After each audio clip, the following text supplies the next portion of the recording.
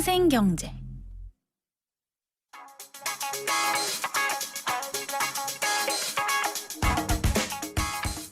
안녕하세요. 멜로디 경제 대중음악 평론가 이대화입니다. 얼마 전에 가수 게리와 매드클라운이 한국음악저작권협회로부터 입금된 저작권료가 이상하다고 불만을 터뜨렸죠. 게리는 작년부터 저작권료가 거의 똑같은 금액으로만 입금되고 있다고 얘기했고, 매드클라운은 지난달 저작권료 누락분에 대해 왜 공지가 없는 것이냐며 언짢은 반응을 보였습니다. 이에 대해 음악저작권협회가 해명을 내놨습니다. 협회 측은 규정이 정비되고 있는 과정에서 다운로드 상품과 일부 스트리밍 상품에 대해 음악 서비스 사업자로부터 2014년 7월분 이후 사용료를 100% 징수하지 못하는 실정이라면서 향후 정산을 못 받을 가능성은 1%도 없으며 창작자들에게 피해가 가지 않도록 조처를 할 예정이라고 설명했습니다. 명확한 해명을 내놓긴 했습니다만 요즘 협회와 음악인들 간의 불신이 깊은 상황이라 완전히 일단락됐다고 보기는 힘들 것 같은데요.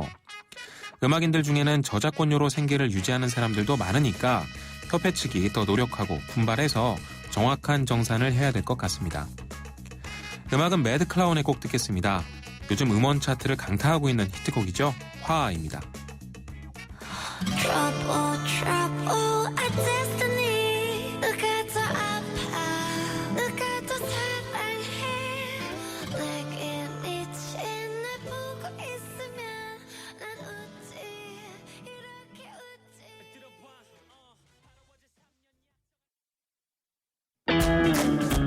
논란이 되고 있는 경제 이슈에 생생경제가 떴다. 생생경제 오늘의 두 번째 인터뷰는요. 1%대 초저금리 주택담보대출에 대한 논란, 진화에 나선 정부입니다.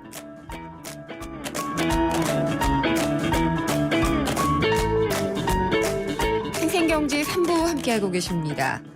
지난달에 국토교통부가 도입하겠다고 발표한 것이 수익 공유형 은행 모기지 상품입니다. 갈수록 논란이 확대가 되고 있는데요. 수익을 공유하는 모기지, 1%대 초저금리로 주택담보대출을 해주는 겁니다. 소득 수준과 상관없이 내 집을 마련하겠다는 사람들에게는 원하는 누구에게나 1%대 초저금리로 돈을 빌려주겠다는 겁니다. 그러니까 그냥 집을 사기는 어려우니까 아주 싼 이자로 빚을 쉽게 내게 해서 집을 사주는 쪽으로 좀 유도하려는 게 아닌가라는 생각이 드는데요. 가계부채 그렇지 않아도 많은데 더 부추기는 것은 아닌지, 그리고 이 은행이 너무나 싼 이자를 주기 때문에 손실을 보게 되는 것은 좀 혈세로 보전해준다는 점도 논란이 되고 있습니다. 수익공유형 은행 모기지, 수익공유형 모기지에 대한 논란, 그리고 주택정책, 국토교통부의 김재정 주택정책관으로부터 직접 얘기를 들어보도록 하겠습니다. 국장님 안녕하십니까? 예, 안녕하십니까? 네, 이 1%대 초저금리 주택담보대출, 이 수익공유형 모기지요. 좀 관심도 많고 또 논란도 많은데 일단 이 상품을 소개부터 해주시죠. 예, 수익공유형 모기지라고 하는 거는 안정적인 주거를 희망하지만 목돈이 부족한 이제 수요자들이 많습니다. 네. 그런 분들한테 집값의 최대 70%까지 저리로 대출을 해주고 그 대신에 그 매각 이익이나 평가 이익을 이제 금융기관이 공유하는 이제 그런 상품을 얘기를 하고요. 이러한 것들이 이제 사회초년생이라든지 신혼부부들이 전월세보다 상당히 저렴한 비용으로 내 집 마련을 할 수 있도록 지원하는 제도인데, 네. 그 최근 들어 사실 집값이 이제 많이 안 올라감에 따라서 그 주택 구입에 대한 그 실수요마저도 전환 수요로 전환되고 있습니다. 이래서 전세난이 가중되고 있는데, 이번에 저희가 또 출시하는 이제 공유형 모기지 등을 통해서 전세 수요가 매매 수요로 전환돼서 전세 가격 안정에도 기여할 것이라고 기대를 하고 있습니다. 네, 원래 이렇게 수익 공유형 모기지가 있기는 있었죠. 예, 국민주택기금에서 1년 동안 운영을 해왔습니다. 잘 운영이 됐었나요? 예, 그래서 이제 그 성과를 바탕으로 해서 사실 이번에 그 수익공유형 은행 상품이 시범 출시됐는데요. 좀 더 말씀드리면 2013년 10월 달에 기금의 그 상품이 출시가 됐습니다. 그래서 네. 작년 말에 한 1만여 명에게 1조 3천억 원의 이제 대출을 했고, 이러한 이제 주택기금의 공유형 모기지는 그 서민들의 내 집 마련을 지원을 하고, 그리고 전세 수요의 매매 전환을 촉진해서 결과적으로 전세난을 완화하고 매매 시장 정상화에도 일조한 것으로 그렇게 평가가 되고 있습니다. 그러면은 원래 있던 상품에서 그 대상만 확대가 된 건가요? 뭐 조건도 좀 달라졌는데 이제 가장 네. 큰 게 저희가 이제 기금에서 공영 모기지를 운영하는 과정에서 이제 가장 커다란 그 민원이 예. 소득 상한 제한을 좀 완화해 달라는 이제 그런 민원이 있었습니다. 근데 소득이 많은 사람도 이걸 좀 받고 예, 싶다. 그렇습니다. 근데 예. 이제 주택 기금이라고 하는 거는 주로 이제 서민과 중산층의 주거 지원을 지원하는 자금이기 때문에 주택 기금에서는 소득 제한 완화를 좀 하기는 어렵다. 그래서 네. 시중은행인 우리은행의 협조를 받아서 이번에 그 수익공유형 은행 대출을 출시하게 된 겁니다. 근데 이게 금리가 1%다. 그럼 굉장히 낮아요. 예, 이렇게 예. 싼 이자가 어떻게 가능한가요? 그래서 이제 주택 이제 가격이 상승할 때 예. 은행이 이제 집값 상승분의 일정 부분을 이제 주택 소유자가 공유하기 때문에 네. 그 반대급부로 대출 금리를 일반 금리보다 저렴하게 이제 설정을 할 수 있는 거고요. 이제 공영 모기지 금리가 코픽스 마이너스 1%포인트로 좀 많이 알려져 있는데 네. 아직 최종 확정된 것은 아니고 이제 구체적인 이제 금리 수준은 은행과 이제 보증기관이 이제 협의를 해서 한 3월경까지 확정할 예정입니다. 이게 전체 만기는 어느 정도 되는 상품인가요? 전체 만기는 20년 내지 30년이 되고요. 네. 대신 7년이 지나면 정산을 하도록 그렇게 되어 있습니다. 1%대 금리를 주는 것은 7년까지만이죠. 예, 7년 동안이고요. 예. 7년 지나서는 일반 금리로, 일반 변동금리로 네. 전환되게 됩니다. 그래서 이 보면은 이를테면은 조삼모사가 아니냐라는 얘기도 나오기도 해요. 예, 7년까지만 1%대 대출이고 예. 이 집값이 올랐으면은 은행하고 또 나눠 가져야 되잖아요. 중간 정산을 해서. 그렇습니다. 예, 그러면 그때 또 목돈이 있어야지 되잖아요. 예, 예. 그런 여유가 있는 사람만 받을 수 있다라는 예, 예. 논란도 있고요. 그다음에 예. 7년만 1%이기 때문에 나중에는 금리가 다 올라가는데 당장 1%라고 해서 너무 혹하게 되는 것 아니냐라는 지적이거든요. 이렇게 보시면 될 것 같습니다. 이제 공영 모기지라고 하는 상품이 예. 그 실수요자를 대상으로 하는 틈새 상품으로 보시면 되는데요. 기존에는 이제 자기 집을 사기 위한 주택담보대출, 그 다음에 전세로 들어가기 위한 전세대출 두 가지가 있었는데 여기에 네. 수익공영 모기지라고 하나의 어떤 선택지, 메뉴가 추가된 것이라고 이제 보면 될 것 같고요. 이런 이제 수익공영 모기지 자체가 이제 시세 차익을 이제 공유할 용의가 있는 그런 실수요자를 대상으로 네. 저리로 지원을 하기 때문에 오히려 가계부채의 질이 좀 오히려 개선될 수 있는 측면이 있다고 생각을 합니다. 가계부채의 질이 개선된다. 예, 그 저리로 지원을 하기 때문에요. 아, 그래요? 예, 그렇더라도 어쨌든 간에 그 소득이 일정하게 계속 발생을 해서 예, 7년 뒤에 손실이 나도 그렇고요. 아니면 예. 이득이 나더라도 은행과 나눠 가질 수 있는 사람들만 받게 되니까 일부 예. 계층을 위한 상품이라는 것도 맞는 설명 아닐까요? 근데 어차피 이제 대출받아서 집값 떨어지는 거는 이 공영 모기지뿐만 아니라 일반 담보대출도 마찬가지라고 생각이 들고요. 네. 그 다음에 이제 이익을 나눠 갖는 거는 그 집값이 올라갔을 때 나눠 갖는 거기 때문에 네. 어차피 이익을 본 상태에서 나눠 갔기 때문에 물론 이제 거기에 대해서 약간 부담은 되지만 이익이 난 상태에서 이제 배분하는 그런 형태이기 때문에요. 그 차입자한테 커다란 부담이라고 생각하지는 않습니다. 그렇군요. 예, 그러면은 지금 은행 같은 경우에 처음에는 이렇게 싼 이자를 줬으니까 주게 되니까 예. 손해가 아닌가 싶은데 예, 나중에 이 이득이 나면 집값에서 이자를 한꺼번에 떼어가니까 집값이 오르면은 당연히 남길 것 같고요. 예, 예. 그다음에 손실이 나면은 이 부분이 좀 문제가 되는데 공기업인 대한주택보증에서 보전을 해주기로 돼 있더라고요. 예, 예. 은행은 무조건 유리하고 손실이 났을 때는 대출자만 떠안는 좀 불리한 구조 아닌가요? 아니 뭐 그런 건 아니고요. 원래 그 보증이라고 하는 역할이 예. 이제 보증료를 여러 사람들한테 받아서 이제 위험성 있는 상품들을 모아서 위험을 최대한 분산하자는 게 이제 보증의 역할이거든요. 그래서 이제 대한주택보증의 손실 반응성이 뭐 어느 정도 있긴 하지만 네. 뭐 최근에 이러한 논란이 약간 과장된 측면이 있는데 이 대한주택보증이 이제 보증 수수료를 받아서 그 원금을 그 보장을 하는 게 아니고 은행의 최소 이자 수익만을 보장을 하고 네. 또 집값 상승분은 은행과 공유를 하기 때문에 거기에 대해서는 대주보의 어떤 손실이나 위험이 크지 않다고 생각을 하고 있습니다. 대출자의 손실이 별로 크지 않다고요? 아니 대출자의 경우, 그러니까 예. 차입자의 경우에는 네. 어차피 대주자의 경우. 그러니까 차입자의 경우는 어차피 집을 공용 네. 모기지를 이용을 하나, 일반 예. 대출을 이용하나, 뭐 집값 떨어졌을 때 어떤 손실 보는 거는 이제 그거는 뭐 똑같은 상황이고요. 그다음에 금융기관의 경우에는 이제 이자를 약간 싸게 대출을 하기 때문에 이제 거기에 따른 손실이 있는데 거기에 전부가 아니고 네. 일부를 대한주택보증이 일부 보증료를 받고 보증을 해주는 이제 그런 형태가 되는 겁니다.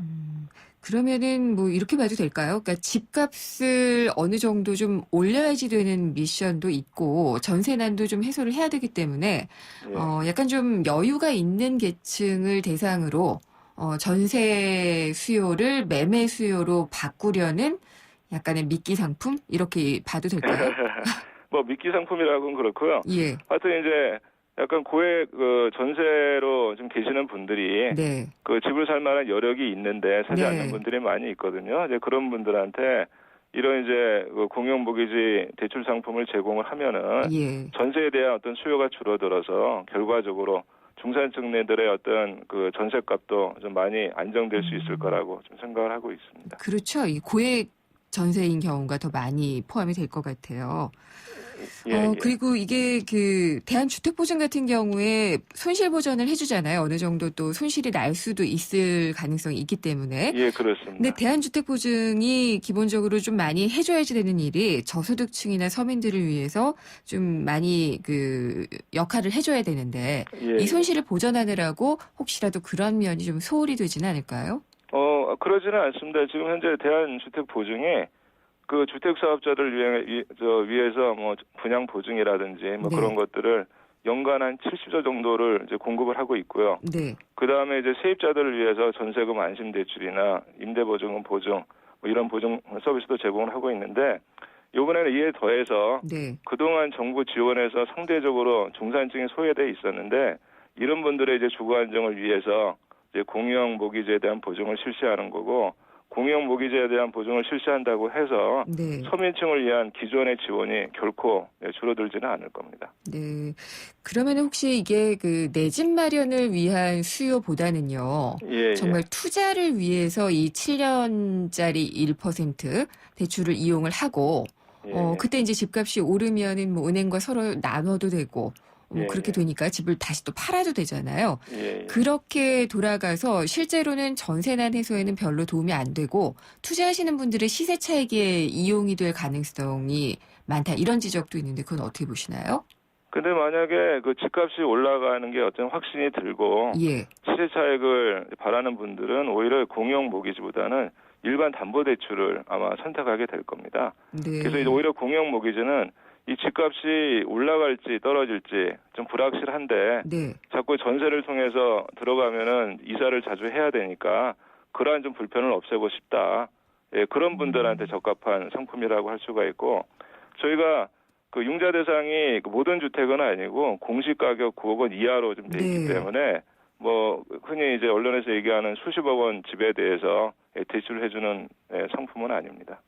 그렇군요. 그렇게 되고 또 이제 수익을 내야지 된다는 게 수익 공유라는 게 있기 때문에 자꾸 그거를 예. 얘기하지 않을 수가 없는데요. 예. 수익을 내야지 되면은 일단 부동산 시장도 먼저 뛰는 곳들이 있고 많이 뛰는 곳들이 있잖아요. 예, 그렇죠. 특히나 강남, 서울 강남 예, 같은 예, 경우에 예. 이런 곳들에 대해서만 대출이 행해지지 않을까라는 우려도 있어요. 근데 사실 그렇지는 않고요. 이 지금 대출 상품은 LTV나 DTI 같은 건 보고요. 예. 그 다음에 대상 주택의 적격성 평가를 하긴 하는데 이러한 이제 주택 적격성 평가는 그 은행 대출의 안전성이라든지 보증 기간의 리스크 등을 이제 감안해서 그 적격성이 없는 그런 주택을 심사하기 위한 그 최소한의 안정 장치이지. 네. 흔히 언론에서 얘기하는 강남 3구와 같이 집값이 오를 만한 지역, 또 많이 오를 만한 지역만 집중적으로 대출하는 건 아니고요. 네. 이번에 시범사업 산촌의 경우에는 수요가 많을 경우에 특정 지역이 아니라 선착순으로 신청을 접수하고 그 신청순에 따라서 심사를 해서 대상자를 결정을 하기 때문에 네. 일부 지역에서만 집중적으로 대출이 실행되는 그럴 가능성은 없다고 볼 수 있습니다. 지금 국토교통부 그러니까 정부의 그 주택 관련된 정책의 기조는 예, 뭐라고 할 수 있을까 좀 궁금한데요. 빚을 내서라도 이렇게 그 집을 살 수 있도록 해주니까 집을 사라는 건지 아니면은 그 재건축을 통해서 좀 돈 벌 수 있는 기회를 주겠다라는 것을 부각하는 건지 사람들이 좀 많이 헷갈려 하거든요. 예, 기조는 뭐라고 보면 될까요? 예, 그거는 이제 저희가 어떤 한쪽을 유도하는 게 아니고요. 예, 집을 살 만한 능력과 의향이 있는 분들은 저리로 융자를 해서 집을 사도록 지원을 해주고, 네, 집을 살 만한 능력이 없는 저소득층한테는 이제 좀 값싼 공공임대주택을 공급을 하고, 그 다음에 집을 살 능력이나 아니면은 의지가 없는 그런 중산층도 있습니다. 네. 그런 분들에 대해서는 지난번 저희가 1월 달에 발표한 것처럼 그 뉴스테이라고 하는 그 중산층에 대한 그 민간 임대주택 공급도 네. 확대할 계획입니다. 그래서 저희가 한쪽 방향만 생각을 하는 게 아니고요. 그분들의 어떤 국민들의 어떤 성향이라든지 능력, 의지에 맞추어서 여러 네. 다양한 그런 이제 주택을 좀 공급하고자 하는 겁니다.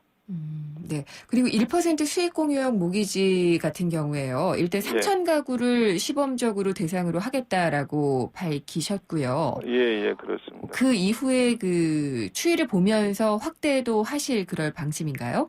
예, 저희가 그 주택기금에서 공유형 모기지도 처음에 3천으로 한 다음에 예. 어느 정도 성공적으로 판단이 됐기 때문에 일반화를 좀 시켰습니다. 그리고 이제 이번에 이제 은행에서 대출하는 공용 모기지의 경우에는 약간 다를 수는 있겠지만 일단 네. 3천호에 대해서 시범 사업을 하고 그 성과 문제점을 점검한 후에 확대 여부를 이제 검토할 계획입니다. 알겠습니다. 예, 오늘 말씀 잘 들었습니다. 감사합니다. 예, 감사합니다. 국토교통부의 김재정 주택정책관이었습니다. 차오가 같네 차오가 같아 2588 2588 대리운전 2588 2588 좋아요 대리운전입니다. 역삼동에서 일산이요. 2명 필요하시다고요? 일용이와 홍제동 김수미 보내라고요? 네, 차오로 찾아서 연락드릴게요. 차오로 정렬 2588 2588 네, 생생경제 3부는 여기까지고요. 잠시 후 4부에서는 경제 이면을 짚어보는 경제뉴스 뒤집기, 그리고 인물로 보는 한국경제가 준비가 돼 있습니다. 경제뉴스 뒤집기에서는 경상수지 사상 최대라고 하지만 불황형 흑자다 이런 우려가 나오는 이유 다시 한번 짚어보겠고요. 인물로 보는 경제에서는 경제학자이면서도 또 정치인으로도 활약한 조순 전 부총리를 통해서 한국 경제사를 정리를 해보도록 하겠습니다. 궁금한 점이나 의견 있으면은 유료 문자, 짧은 문자는 50원, 긴 문자는 100원이 부과되는 휴대전화 우물정의 0945번으로 남겨주시면 되고요. YTN 라디오 앱 예스를 이용해 주셔도 됩니다. 저는 잠시 후 4부에서 뵙겠습니다.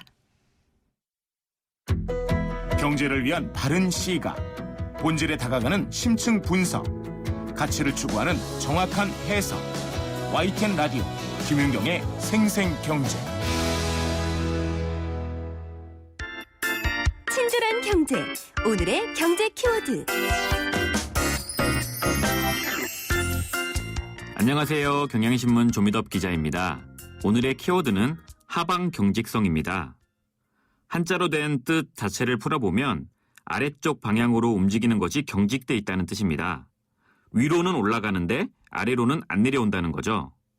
예를 들어 원유값이 오를 땐 기름값이 잘 오르다가 요즘에 원유값이 뚝 떨어졌는데도 주유소에서 파는 기름값은 잘 떨어지지 않는다든지, 근로자들의 임금이 경기가 좋을 땐 오르지만 경기가 안 좋다고 해서 내려가진 않는 현상을 설명할 때 하방 경직성이란 말을 사용합니다. 하방 경직성은 가격을 내리는 것에 대해서 누군가 크게 저항하기 때문에 발생합니다. 원래 경제학의 공급 수요 법칙에 따르면 공급이 많거나 수요가 적으면 가격이 내려야 하지만 현실에선 잘 작동하지 않는 거죠.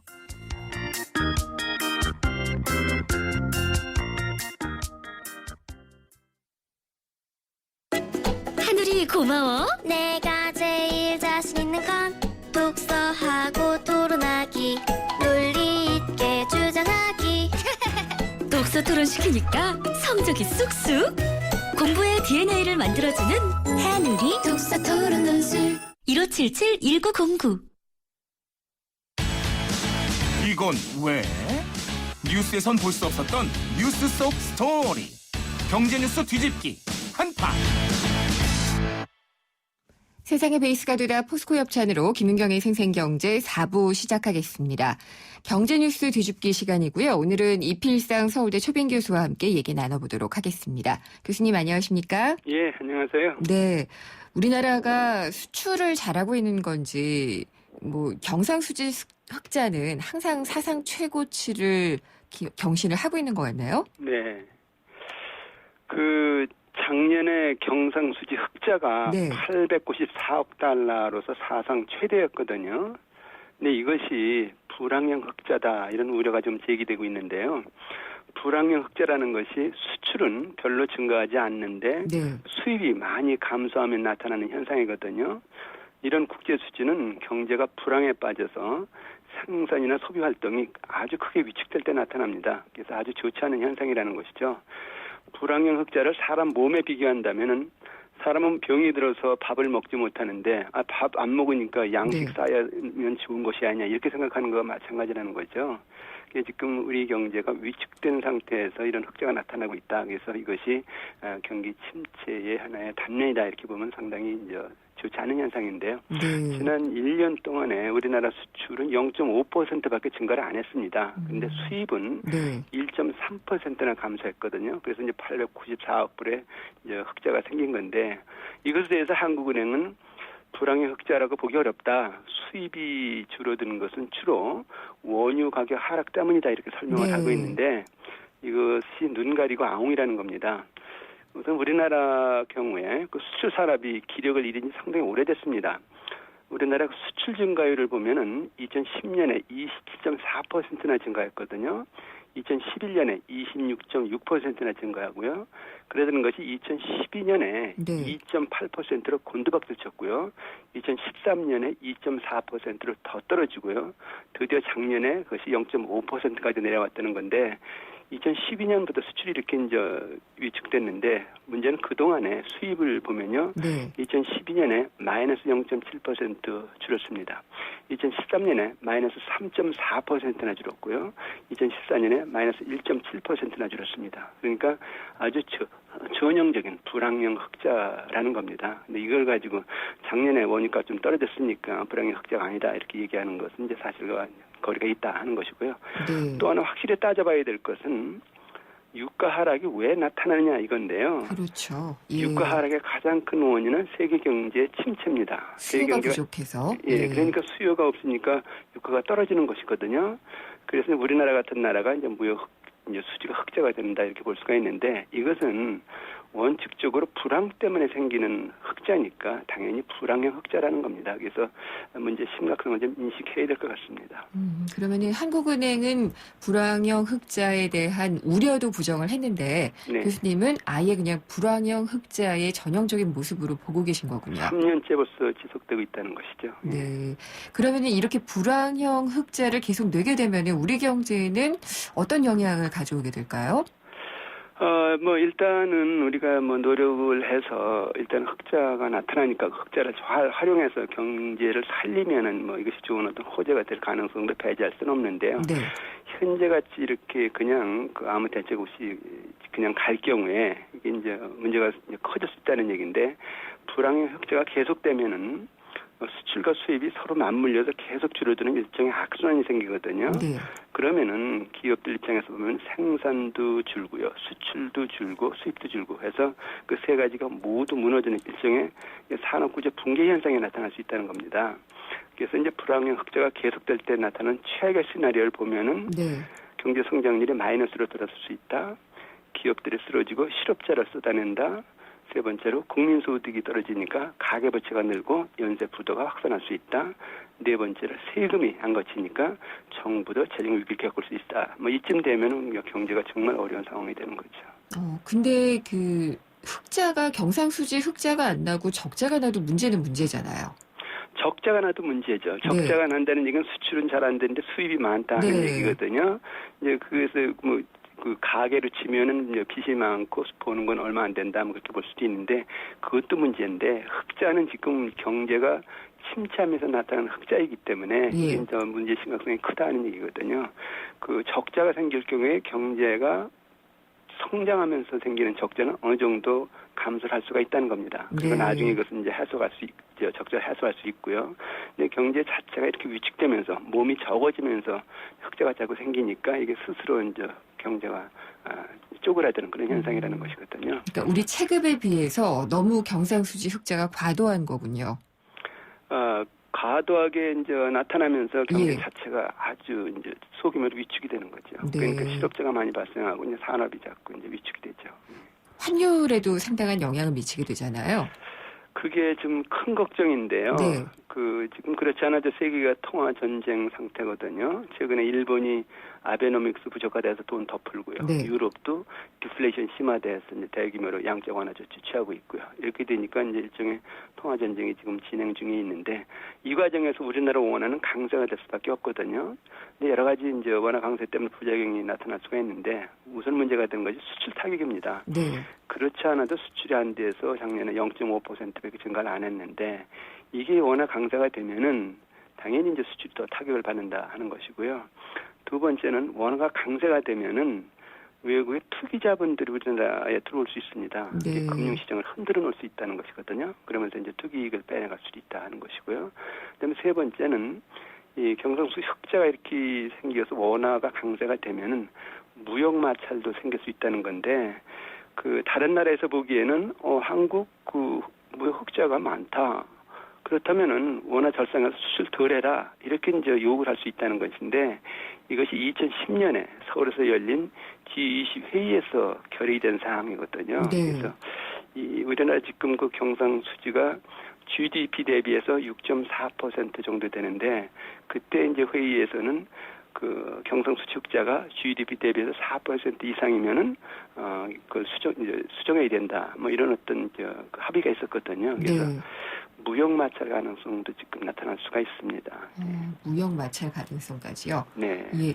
그러면은 우리나라 이 당국에서 환율 부분이나 이런 것도 좀 조정을 들어가야 되는 거 아닐까요? 환율을 인위적으로 조정하면 또 환율 조작국이다 해서 또 다른 어떤 이제 압박이 들어올 수가 있습니다. 예. 그래서 이제 경제가 스스로 해결하는 어떤 대책을 찾아야 되는데 이런 어떤 불황형 흑자가 생길 경우에 전공법은 넷을 살리는 겁니다. 예. 어떻게 해서든지 소비자들의 소비를 늘려라. 그리고 국내 기업들의 투자를 늘려라. 이러면은 산업 활동이 활발해지고 경제가 성장하지 않습니까?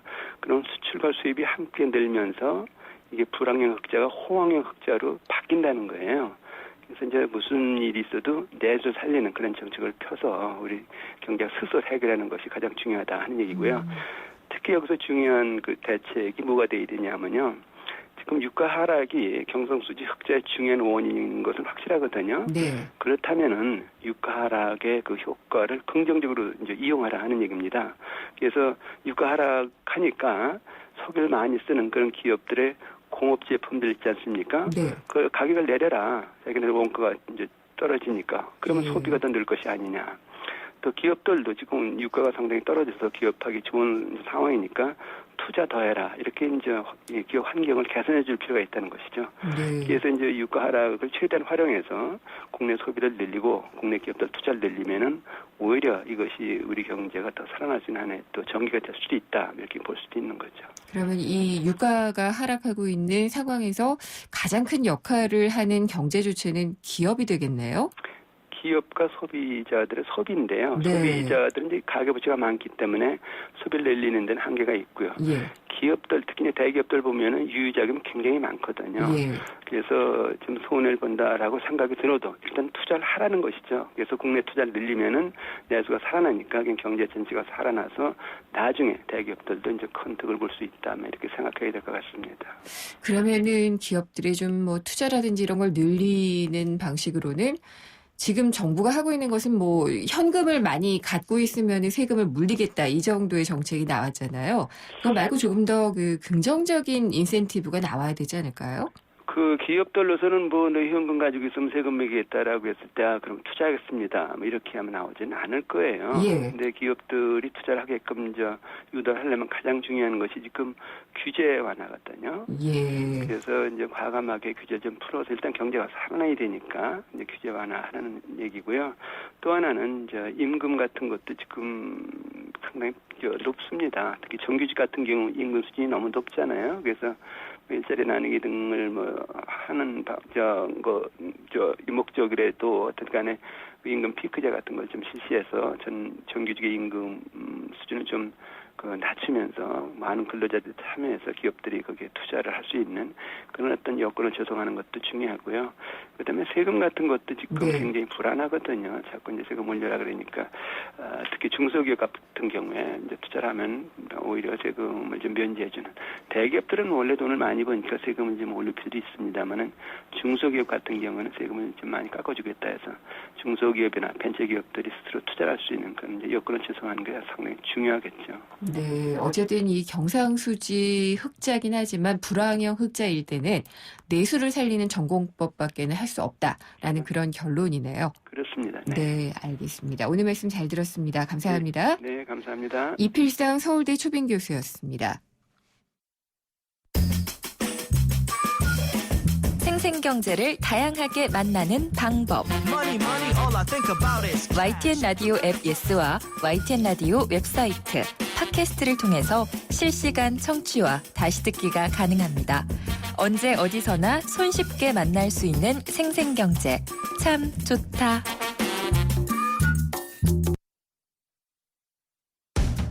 어려운 경제학은 가라. 듣기만 해도 나도 경제학자? 귀에 쏙쏙 들어오는 생생경제학. 네, 역사를 이끌어오는 것은 인물이고요. 경제사를 이끌어온 것도 결국은 경제 속의 인물입니다. 그래서 인물로 보는 한국 경제 저희 생생경제에서 진행을 하고 있는데요. 미디어 오늘의 이정환 기자가 전화로 연결돼 있습니다. 안녕하십니까? 네, 안녕하세요. 네, 오늘 인물로 보는 경제 주인공은 누군가요?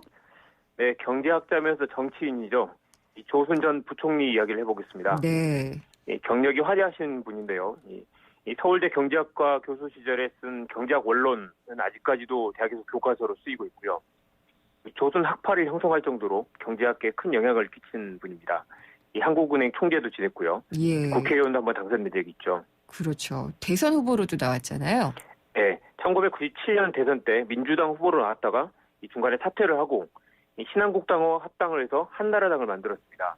그런데 2000년 총선에서 낙천하면서 또 탈당을 했고요. 네. 이 민주국민당이라는 당을 창당했는데 이게 완전히 실패하면서 정계에서 완전히 은퇴를 했습니다. 그리고 2002년 대선 때에도 존재가 희박했고 2004년 총선에서는 의석을 확보하지 못해서 결국 정당 등록이 취소된 그런 정당이었습니다.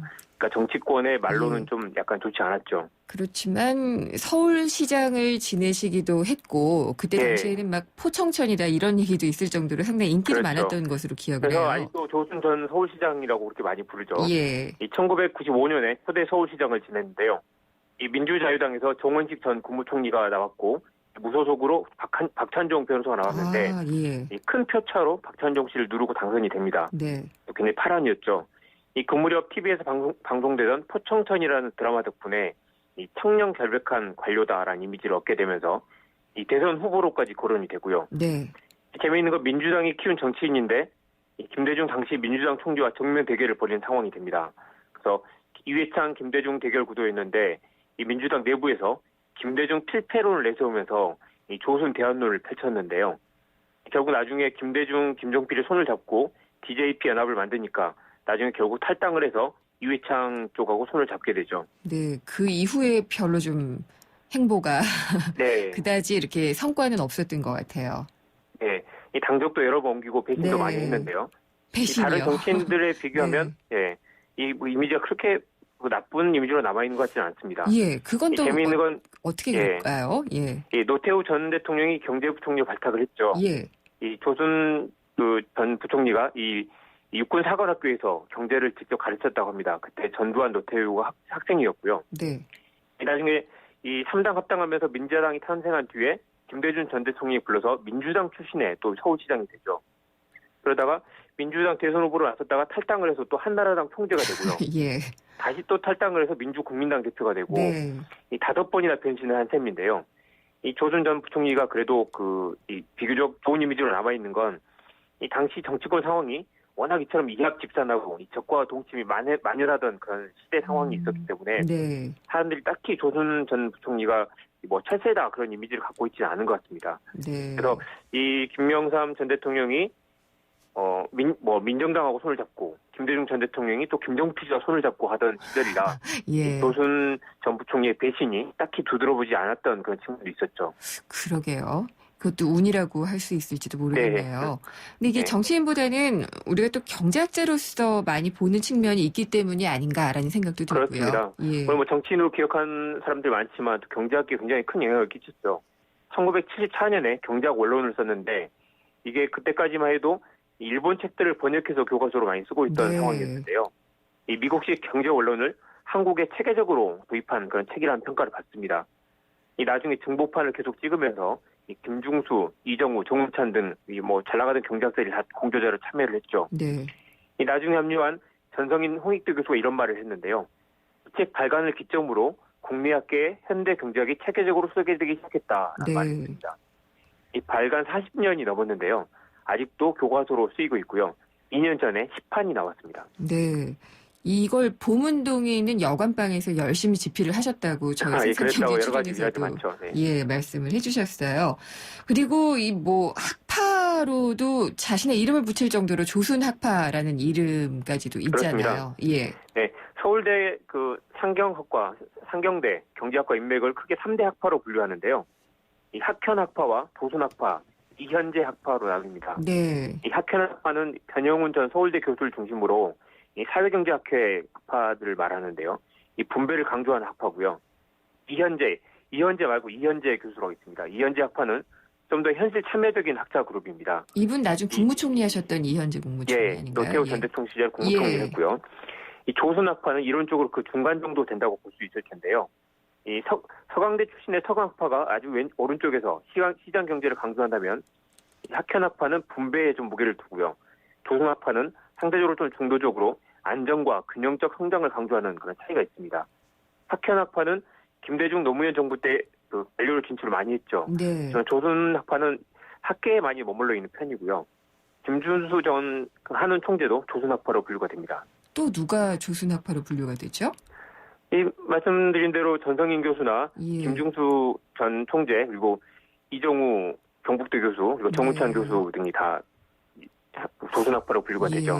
그렇군요. 약간 좀 스펙트럼이 좀 넓은 것 같기도 하고 그렇네요. 넓기도 하지만 아무래도 이제 좀 참여정부 쪽하고 좀 가까운 그런 교수들 좀 많이 있습니다. 네. 그리고 이 IMF 사태 직전에 한국은행 총재를 또 지냈죠. 네. 그래서 물가 안정을 최우선의 원칙으로 내세웠죠. 그래서 금리를 억지로 끌어내려서 안 된다. 또는 이 돈줄을 풀어서 수요를 확대하는 정책은 실패하고 만다라는 등의 원칙론을 강조를 했습니다. 이 당시 경제부총리가 이승윤 의원이었는데요. 이분이 또 서강대 출신이고 서강학파로 분류된 사람이죠. 그래서 이 서강학파와 도순학파가 이 현장에서 맞붙은 그런 상황이었는데요. 이 성장이냐 안정이냐 갈등은 그때나 지금이나 늘 있지만 결국 늘 성장론이 이기기 마련이죠. 그래서 이 사실 1990년대 90년대 초중반에 이 균형 성장에 실패해서 이 IMF가 닥쳤다라고 보는 그런 시각도 있습니다. 결국 조순 총재가 그때 이 성장론에 밀려서 이런 좀 밀려난 그런 측면이 있었죠. 본인이 그 당시가 굉장히 아쉬웠다라는 진술도 많이 하셨어요. 네. 네. 그리고 신자유주의를 비판하는 좀 강도 높은 발언들도 많이 하셨던 걸로 기억을 그렇죠. 해요. 네. 저도 도차례 인터뷰를 한 적이 있는데요. 네. 특히 김대중 정부를 또 강하게 비판을 많이 했습니다.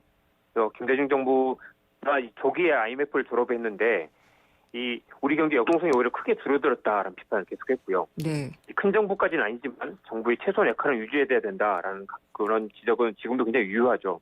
그래서 이 IMF를 우리가 이겨내면서 적극적으로 자유화와 개방화를 추구했는데 그 때문에 성장 잠재력이 떨어지고 양극화를 초래했다라는 그 지적을 계속하고 있습니다.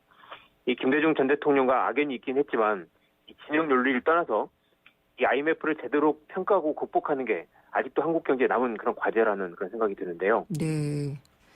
그 당시에 그 거의 많은 부분을 저희가 체질 개선을 했다라고 생각을 하지만 아직까지도 예. 많이 숙제가 남아 있죠. 그렇죠. 후유증이 아직까지도 겪고 있고요. 예, 저희도 올해 신년을 맞아서 이 조순 네. 부총리 자택에 직접 가서 인터뷰를 올해 했어요. 예, 굉장히 출연하셨죠. 인상 깊게 저도 듣고 기사로도 봤습니다. 예, 그래서 어떤 면이 좀 인상 깊으셨어요? 네, 경제기획원 장관과 한은 총재를 너무 짧게 지내고 나왔다라고 아쉽다고 하셨는데요. 네.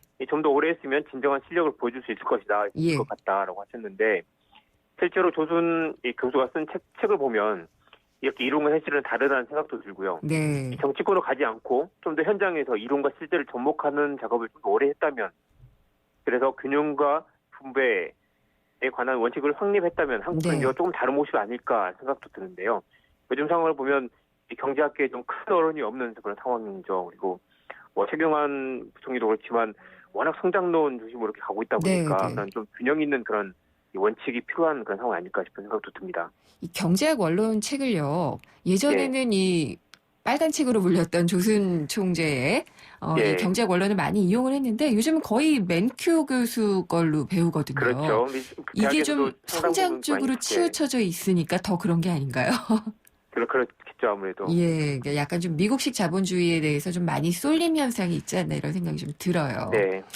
근데 건강 그렇죠. 어떠시냐고 네. 제가 여쭤봤더니 올해 여든이신데 예. 생각보다 굉장히 기억력도 맑으시고 정정하시더라고요. 1928년생이니까요. 네. 특히 올해 들어서 그 유난히 신년 인터뷰가 많았던 것 같습니다. 네. 그만큼 한국 경제가 어렵고 이 원로급 인사의 지혜가 필요하다라는 말도 될 텐데요. 이 특히 이제 일본식 장기 침체가 우리나라에 큰 재앙이 될 수 있다라고 여러 인터뷰에서 그렇게 경고를 하고 있는데요. 그랬죠.